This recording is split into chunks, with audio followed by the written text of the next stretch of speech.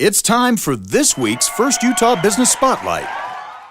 Well, we're back. This is Mark Hunter, and today we're meeting with Dr. Jay Shetland and Dr. Larry Ziegler, who are chiropractic physicians. Is Yes. that right? Okay, excellent. And so there's a number of different chiropractic centers around town. So maybe tell us a little bit about what sets your company, what sets your organization apart. Sure. You want to take that?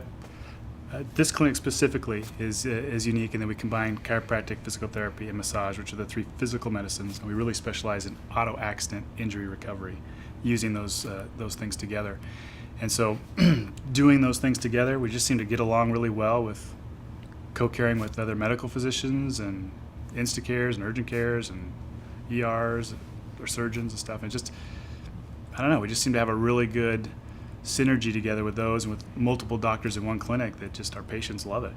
I noticed on the company vehicle outside that it talked about certified auto accident care. So what does that mean, certified? So certified means we've all taken extra courses through a certifying agency that teaches you how to manage auto accident cases. More than that, how to understand the forces involved, how to diagnose injuries that result from those forces, and treat those injuries from start to finish.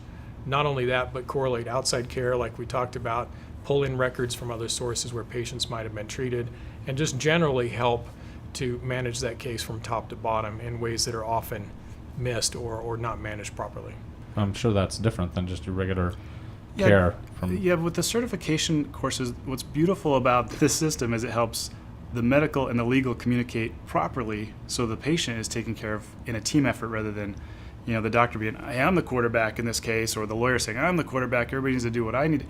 We work and communicate together so that the patient's rehabbed properly, but their case is documented properly to help them in a legal case or litigation should a lawyer be involved and need to help them get restitution. So if someone has been involved in an auto accident, are there signs that they need to be watching for if they need your services?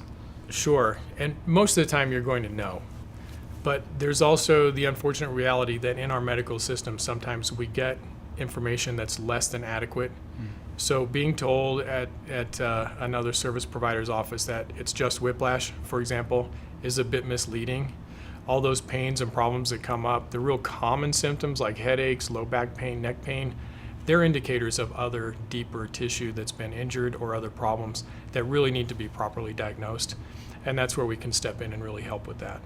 But be in tune with yourself. If you feel injured, you probably are, and you need to go in and get checked out. And sometimes you don't feel that right away, right? I mean, Easily. It takes time to manifest itself. For most people, it's going to be the next day, the next 2 days, anywhere up to about 72 hours. But I've seen late onset symptoms really come out as far as 2 months away.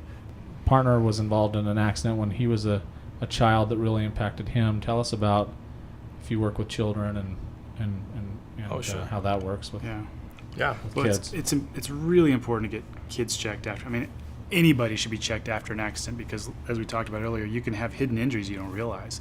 But with kids, it's important because they don't communicate to the parents necessarily what exactly is going on in their body. For example, if you've got a 1-year-old, I mean, how do they tell you, hey, mommy, I've got a headache or a neck pain, and maybe they're not sleeping as well as they were or whatever. But what do we do with a car seat after a car accident? Do you know what we're taught to do with that?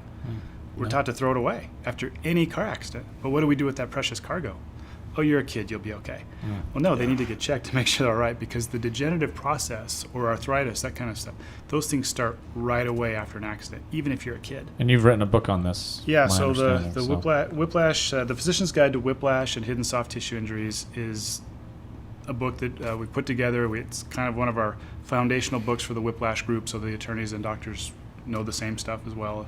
We're communicating, but it's the only book I know of on the planet that discusses kids in car accidents and what really happens and why they may not elicit the symptoms that you and I would elicit within just a couple of weeks, but that it's still problematic. They want to, and kids respond quick. I mean, they don't need as much care as maybe an adult would need, but they still need some care.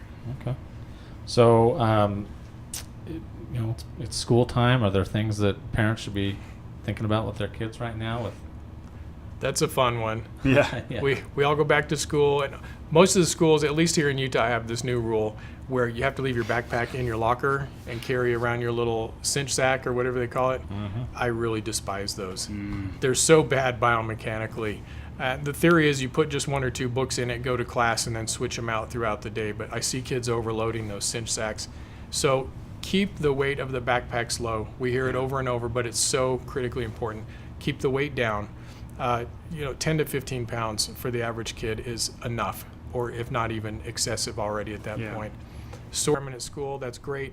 Have a backpack as well. Distribute the load better with better straps and shoulders, and you'll just have a lot better success. It is tough. I mean, my kids, they don't even have lockers for them, so they're Yeah, carrying their packing backpack it all around. Yeah, all day long. Yep, I know. So- So do everything you can to minimize that load. I go through my kids' bags on a regular basis. Do you really need this? Do you need this? Can we take this out? And we try to pare it down as often as possible, but they're little pack rats. And as quickly as possible, they get 25 pounds back in that bag. So it's something we as parents need to be conscious of and vigilant with. Great. All right. Well, Dr. Shetland and Dr. Ziegler, appreciate you being on the show today. Thank you. Hey, thanks for having us.